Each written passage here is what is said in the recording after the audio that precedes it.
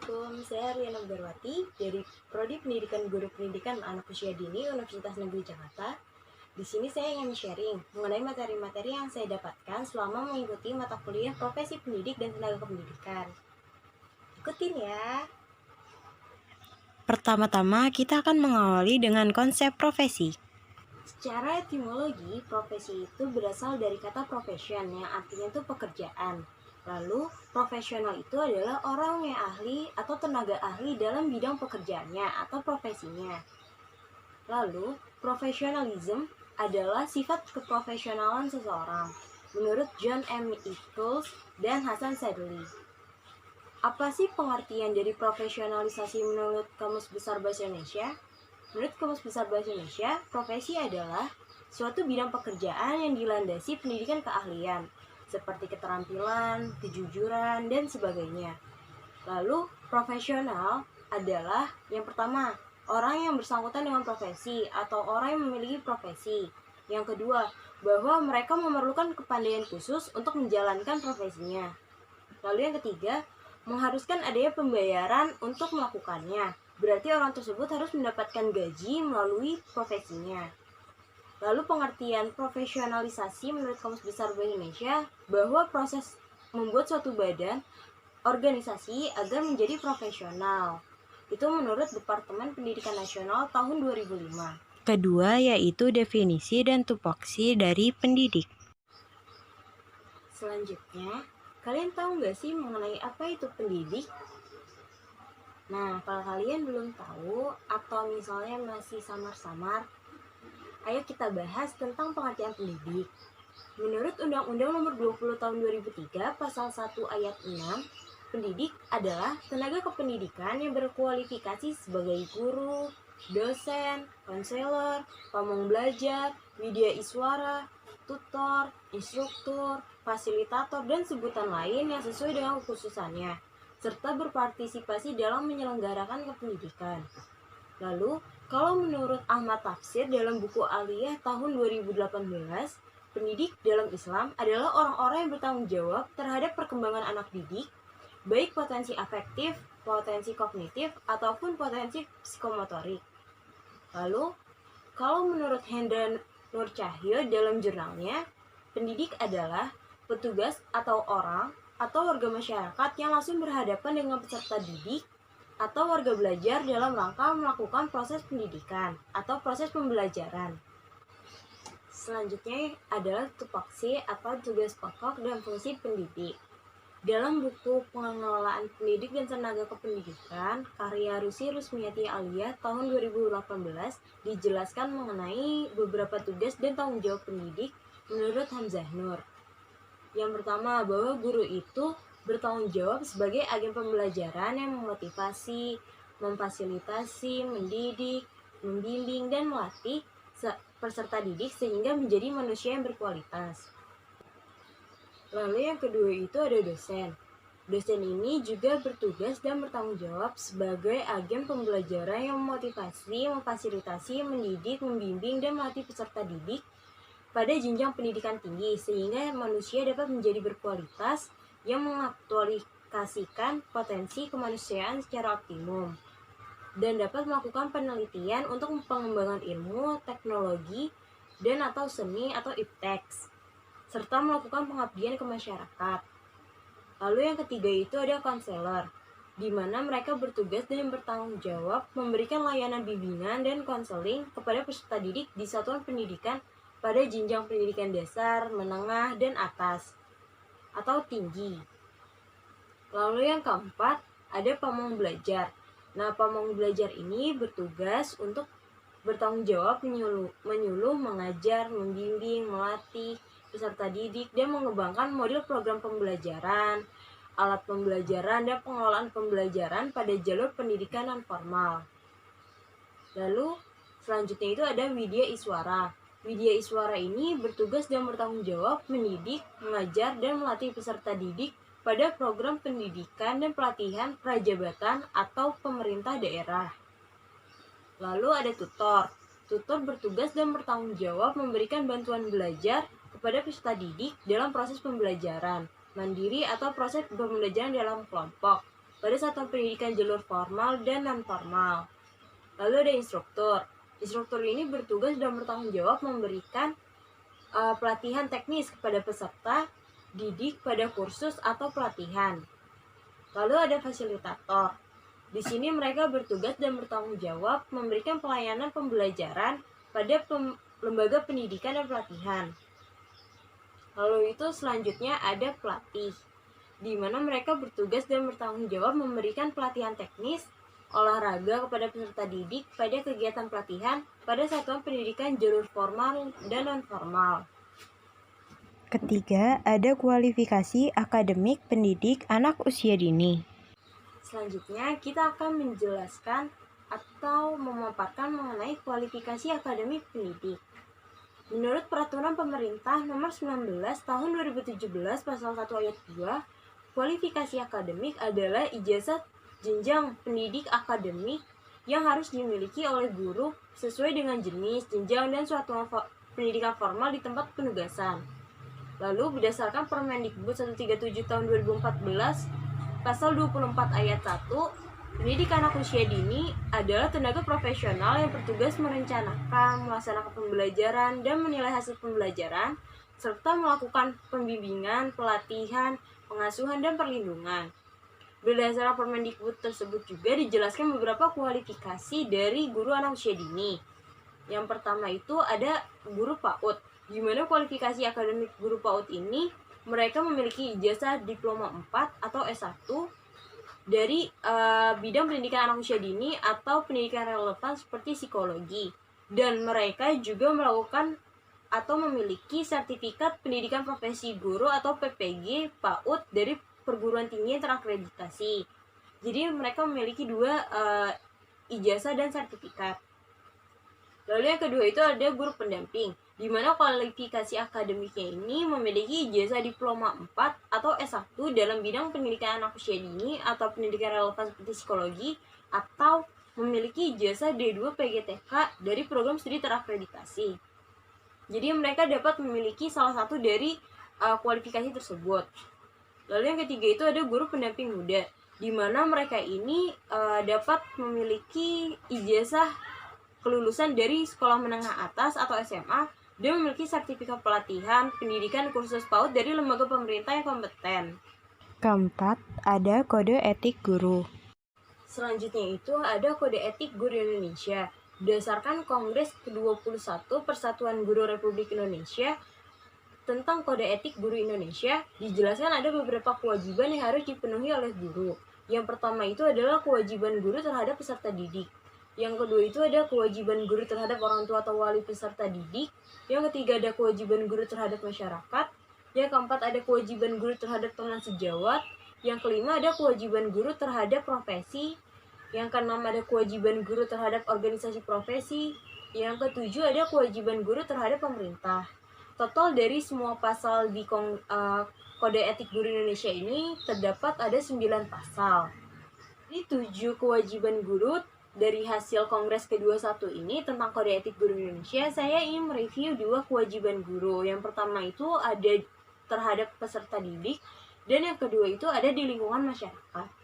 Untuk peserta didik, yang pertama ini, guru harus dapat bertindak secara profesional dalam melaksanakan tugasnya. Lalu yang kedua, guru harus dapat memberikan layanan pembelajaran berdasarkan karakteristik individual serta tahapan tumbuh kembang kejiwaan peserta didik. Jadi jangan sampai kegiatan yang dibuat guru ini tidak sesuai dengan karakteristik siswa ataupun tahap perkembangan anak. Yang ketiga, guru harus dapat juga membuat kegiatan yang menyenangkan sehingga proses pembelajaran juga dapat berjalan secara optimal. Lalu yang keempat, guru harus dapat menghormati martabat dan hak-hak serta memperlakukan peserta didik secara adil dan objektif. Lalu yang kelima, guru harus dapat melindungi peserta didik dari segala tindakan yang dapat mengganggu perkembangan proses belajar, kesehatan, dan keamanan bagi peserta didik. Lalu yang keenam, guru harus menjaga kerahasiaan peserta didik kecuali dengan alasan yang dibenarkan berdasarkan hukum, kepentingan pendidikan, kesehatan, dan kemanusiaan. Yang ketujuh, guru harus dapat menjaga hubungan profesional dengan peserta didik dan tidak memanfaatkan untuk keuntungan pribadi atau kelompok dan tidak melanggar norma yang berlaku. Lalu, untuk kewajiban guru terhadap masyarakat, yang pertama ini, guru harus dapat menjalin komunikasi yang efektif dan kerjasama yang harmonis dengan masyarakat untuk memajukan dan mengembangkan pendidikan. Lalu yang kedua, guru harus dapat mengakomodasi aspirasi dan keinginan masyarakat dalam pengembangan dan peningkatan kualitas pendidikan. Lalu yang ketiga, guru harus dapat bersikap responsif terhadap perubahan yang terjadi dalam masyarakat dengan mengindahkan norma dan sistem nilai yang berlaku. Yang keempat, guru dapat bersama-sama dengan masyarakat berperan aktif untuk menciptakan lingkungan sekolah yang kondusif. Lalu yang kelima, guru dapat menjunjung tinggi kehormatan dan martabat serta menjadi panutan bagi masyarakat. Jadi guru harus dapat bertindak sesuai dengan norma-norma yang berlaku di masyarakat. Kelima, ada organisasi profesi pendidik anak usia dini. Yang pertama itu di tingkat nasional itu ada Himpaudi atau Himpunan Pendidik dan Tenaga Kependidikan Anak Usia Dini Indonesia. Himpaudi ini adalah wadah organisasi profesi yang bersifat independen yang menghimpun pendidik dan tenaga kependidikan anak usia dini Indonesia. Di sini agar mereka dapat bersama-sama berusaha secara berdaya guna dan berhasil guna serta menghimpun aspirasi dan meningkatkan profesionalisme pendidik dan tenaga kependidikan anak usia dini Indonesia. Ada tujuan dan manfaat dari Himpaudi ini. Yang pertama itu, menampung, memperjuangkan, dan mewujudkan aspirasi para penyelenggara, pendidik, dan tenaga pendidikan PAUD yang menjadi anggotanya. Yang kedua, meningkatkan profesionalisme dalam pelaksanaan pendidikan anak usia dini sebagai sarana untuk pengembangan profesi pendidik dan tenaga kependidikan. Yang ketiga, membangun anak usia dini untuk pertumbuhan dan perkembangannya secara optimal. Yang keempat, mensosialisasikan pentingnya PAUD yang berkualitas kepada semua lapisan masyarakat. Yang keempat, menyiapkan generasi yang berkualitas untuk membangun bangsa dan negara. Selanjutnya, mengupayakan kesejahteraan para pendidik pendidikan anak usia dini. Lalu, melindungi hak-hak para pendidik PAUD. Lalu yang kedua itu ada IGTKI atau Ikatan Guru Taman Kanak-Kanak Indonesia. IGTKI adalah organisasi guru taman kanak-kanak yang membentuk suatu ikatan dalam rangka meningkatkan profesionalisme guru taman kanak-kanak. Nah, organisasi ini adalah organisasi yang bersifat independen. IGTKI didirikan pada tanggal 22 Mei 1950, di mana pimpinan organisasi tingkat pusatnya berkedudukan di ibu kota Jakarta. Selanjutnya ada tujuan dan manfaat IGTKI. Yang pertama itu meningkatkan ketakwaan terhadap Tuhan Yang Maha Esa. Yang kedua, membela, mempertahankan, mengamankan, dan mengamalkan Pancasila. Yang ketiga, mempersatukan semua guru TK Indonesia. Lalu yang keempat, mengadakan hubungan organisasi atau kerjasama dengan lembaga-lembaga pendidikan terkait dan organisasi kemasyarakatan pada umumnya dalam rangka peningkatan mutu pendidikan TK. Lalu yang kelima, membela, mempertahankan, dan mengembangkan sistem pendidikan nasional. Yang keenam, membina dan mengembangkan kebudayaan nasional. Yang ketujuh, membina dan mengembangkan mutu kader organisasi. Yang selanjutnya, mempertahankan fungsi TK sebagai lembaga anak usia dini dalam pendidikan jalur formal. Lalu, melaksanakan pendidikan TK dengan sesuai dengan usianya. Membina dan meningkatkan usaha kesejahteraan guru dalam arti luas. Selain Himpaudi dan IGTK juga ada IGRA atau Ikatan Guru Raudatul Atfal, di mana gabungan dari kepala dan guru Raudatul Atfal, Bustanul Atfal, Tarbiyatul Atfal dalam rangka menyamakan visi, misi, dan persepsi dalam penyelenggaraan pendidikan prasekolah di lingkungan Departemen Agama. Nah, tujuan dari IGRA ini yang pertama menyamakan visi, misi, dan persepsi RA, BA, dan TA. Lalu memelihara dan mempererat tali silaturahmi antara kepala guru RA, BA, dan TA. Lalu memelihara dan meningkatkan wawasan dan profesionalisme kepala dan guru RA, BA, dan TA. Lalu memelihara dan meningkatkan aktivitas serta dedikasi kepala dan guru RA, BA, dan TA. Lalu fungsi dari IGRA. Fungsi dari IGRA ini yang pertama, mendorong dan memprakarsai pembaharuan dengan penyelenggaraan usaha dan kegiatan yang menunjang pelaksanaan proses pembelajaran. Yang kedua, menampung dan menyatukan aspirasi anggota. Yang ketiga, menyelenggarakan usaha kegiatan untuk meningkatkan dan memelihara kesejahteraan anggota. Selain di tingkat nasional, ada juga di tingkat provinsi, seperti Himpau di Jawa Barat, Himpau di Jawa Tengah. Ada juga di tingkat kabupaten atau kota, seperti IGTKI Depok, IGTKI Jakarta Selatan. Lalu ada juga di tingkat kecamatan, seperti IGTKI Tapos, IGTKI Beji. Keenam, pengembangan dan pembinaan profesi guru. Selanjutnya adalah pengembangan dan pembinaan. Pengembangan dan peningkatan kompetensi bagi guru yang sudah memiliki sertifikat pendidik dilakukan dalam rangka menjaga agar kompetensi keprofesiannya tetap sesuai dengan perkembangan ilmu pengetahuan, teknologi, seni, budaya, dan olahraga. Pengembangan dan peningkatan kompetensi dimaksud dilakukan melalui sistem pembinaan dan pengembangan keprofesian guru berkelanjutan yang dikaitkan dengan perolehan angka kredit jabatan fungsional. Pembinaan dan pengembangan keprofesian guru meliputi pembinaan kompetensi pedagogik, kepribadian, sosial, dan profesional. Sementara itu, pembinaan dan pengembangan karir meliputi penugasan kenaikan pangkat dan promosi. Upaya peningkatan dan pengembangan karir guru ini harus sejalan dengan jenjang jabatan fungsional mereka. Pengembangan profesi dan karir diarahkan untuk meningkatkan kompetensi dan kinerja guru dalam rangka pelaksanaan proses pendidikan dan pembelajaran di kelas dan di luar kelas. Lalu selanjutnya ada pembinaan dan pengembangan karir guru.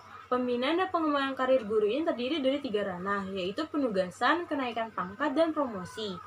Nah, penugasan ini tuh terdiri dari merencanakan pembelajaran, melaksanakan pembelajaran, menilai hasil pembelajaran, membimbing dan melatih peserta didik, dan melaksanakan tugas tambahan yang melekat pada pelaksanaan kegiatan pokok sesuai dengan beban kerja guru.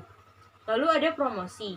Nah, promosi ini dimaksud dengan berupa penugasan sebagai guru pembina, guru inti, instruktur, wakil kepala sekolah, pengawas sekolah, dan sebagainya. Lalu ada kenaikan pangkat. Nah, kenaikan pangkat dan jabatan fungsional guru dalam rangka pengembangan karir merupakan gabungan dari angka kredit unsur utama dan penunjang yang ditetapkan sesuai dengan Permendag, PAN, dan BR nomor 16 tahun 2009. Yang ketujuh, ada sertifikasi guru. Selanjutnya itu ada sertifikasi guru. Nah, menurut Utami dan kawan-kawan pada tahun 2013 menjelaskan bahwa sertifikasi adalah proses pemberian sertifikat pendidik untuk guru yang telah memenuhi prasyarat. Sertifikasi bagi guru dalam jabatan dilakukan oleh LPTK yang terakreditasi dan ditetapkan pemerintah. Berdasarkan Peraturan RI Nomor 74 Tahun 2009 tentang guru, pelaksanaan sertifikasi bagi guru dalam jabatan dilakukan dengan 2 cara, yaitu uji kompetensi melalui penilaian portofolio dan pemberian sertifikat pendidik secara langsung bagi guru yang memenuhi persyaratan. Nah, bagi peserta sertifikasi melalui penilaian portofolio yang belum memenuhi skor minimal kelulusan diharuskan untuk melengkapi portofolio dan mengikuti pendidikan dan pelatihan profesi guru atau PLPG yang diakhiri dengan ujian. Dorongan pemerintah ini sangat positif untuk mengembalikan kesadaran bahwa guru harus bertanggung jawab terhadap keprofesionalisme dirinya sendiri. Dengan adanya tuntutan untuk peningkatan kualitas profesionalisme guru, maka guru harus selalu berusaha melakukan hal sebagai berikut. Yang pertama, guru harus selalu memahami tuntutan standar profesi yang ada, yaitu guru selalu berupaya memahami standar profesi yang ada dan ditempatkan sebagai prioritas utama jika guru ingin meningkatkan profesionalismenya. Lalu yang kedua, guru harus mencapai kualifikasi dan kompetensi yang dipersyaratkan. Artinya upaya untuk mencapai kualifikasi dan kompetensi yang dipersyaratkan bagi guru. Yang ketiga, guru harus selalu membangun hubungan kesejawatan yang baik dan luas termasuk lewat organisasi profesi. Yang keempat, guru harus mengembangkan etos kerja dan budaya kerja yang mengutamakan pelayanan bermutu tinggi kepada pengguna pendidikan, yaitu seperti peserta didik, orang tua atau wali peserta didik. Yang kelima, Guru harus selalu mengadopsi inovasi atau mengembangkan kreativitas dalam pemanfaatan teknologi komunikasi dan informasi mutakhir agar guru senantiasa tidak ketinggalan zaman dalam kemampuannya mengelola pembelajaran. Itu adalah 5 persyaratan yang harus dimiliki guru untuk meningkatkan keprofesionalismenya. Terima kasih untuk teman-teman yang sudah menonton video ini. Ditunggu untuk video selanjutnya dan jangan lupa ditonton. Dadah!